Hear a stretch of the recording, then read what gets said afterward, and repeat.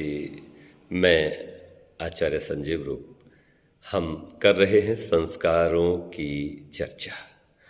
किस तरह संस्कारों का हमारे जीवन में महत्व है, हम ये सीख रहे हैं, ये समझ रहे हैं। आज मैं आपको बताऊंगा कि 16 संस्कारों में पहला और बहुत महत्वपूर्ण संस्कार है गर्भाधान, जिसकी चर्चा हमारे विद्वान करने से खुले मंचों पर थोड़ा सा संकोच करते हैं, कतराते हैं और इस विषय को छोड़ देते हैं। ये विषय बहुत महत्वपूर्ण है और मैं समझता हूँ कि विद्वानों को इस संस्कार के बारे में अगर मंच से चर्चा न कर सकें तो फिर एक कार्यशाला आयोजित करनी चाहिए।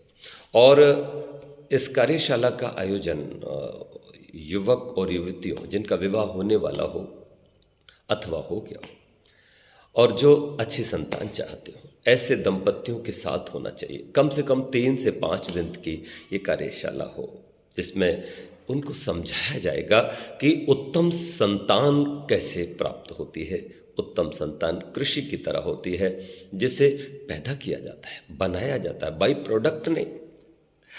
आजकल जो संतान आ रही है, बुरा मत मानिएगा, वो एक्सीडेंटल है, बाई द वे बस हो जाता है। जो संतान आ रही है, बहुत सारे माता पिता को तो पता भी नहीं होता कि वो कर क्या रहे हैं। वो बेटा नहीं बना रहे, बेटी नहीं बना रहे, वो केवल मौज और मस्ती में ही बस एक प्रकार से व्यभिचार कर रहे होते हैं। जी हाँ, मैं उसको व्यभिचारी कहूँगा, क्योंकि कोई भी कृषक मूर्ख से मूर्ख भी होना, वो भी अपना जो बीज है वो घूर पर नहीं डालता, वो किसी के भी खेत में नहीं डालता और वो कभी भी अपने बीज को कहीं भी नहीं डालता। वो बीज तब डालता है जब बीज बोने का समय हो। वो बीज को तब तक सुरक्षित रखता है, बीज को वो उत्तम बनाता है।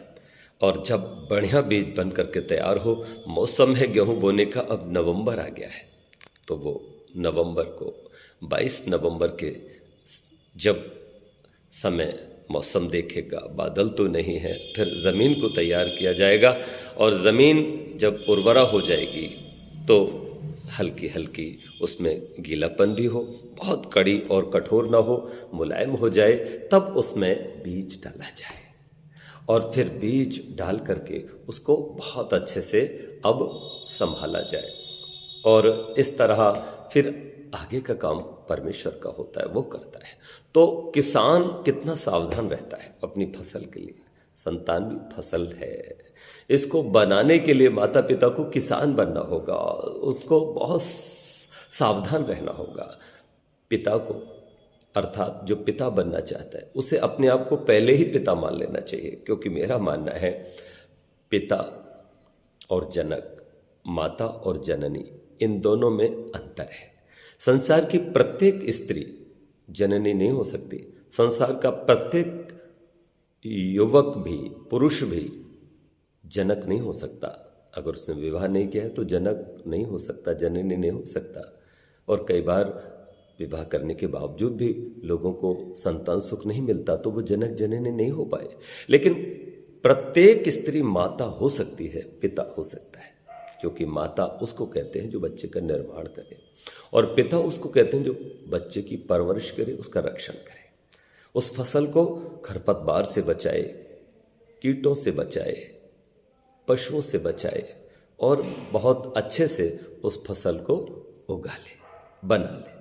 तो मैं अगले वीडियो में आपको बताऊंगा कि माता पिता आप पहले बनिएगा जनक और जननी से। क्यों?